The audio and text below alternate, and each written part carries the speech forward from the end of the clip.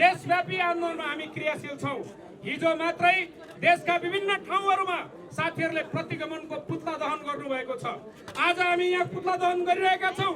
देशभरिका साथीहरू पुतला दहनमा हुनुहुन्छ। पुतला दहनमा सहभागी प्रतिगमनको विरुद्धमा लडिरहेका साथीहरूलाई प्रहरी दमनद्वारा, प्रहरी हस्तक्षेपद्वारा हाम्रा आवाजहरू दबाइन खोजिएको छ।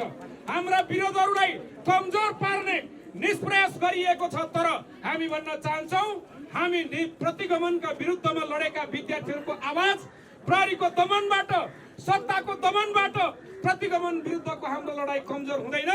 5 विद्यार्थी संगठन मात्र हैन, आज काठमाडौँमा पढे लेखेका केही युवा मात्र हैन, आज सिङ्गो मुलुक आन्दोलित भएको छ। हिजो मात्र 77 वटै जिल्लामा 77 वटै जिल्लाका प्रमुख सहरहरूमा नेपाली युवा विद्यार्थीहरूले प्रदर्शन गरे। प्रतिगमनको विरुद्धमा, राष्ट्रपति र प्रधानमन्त्रीको मिलोमतोमा, संविधान र लोकतन्त्र मास्ने षड्यन्त्रका विरुद्धमा।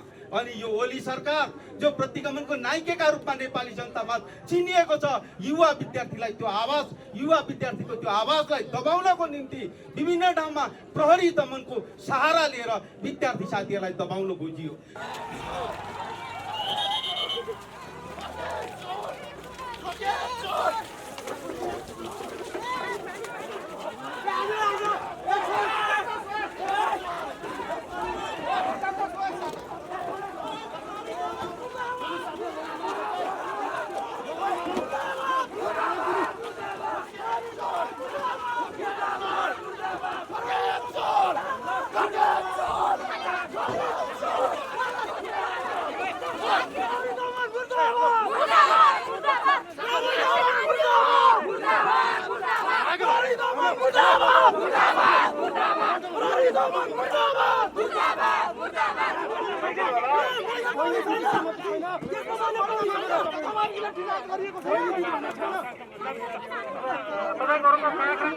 तरिकाले भइरहेको संयुक्तमा तपाईहरु भइदिनु होला।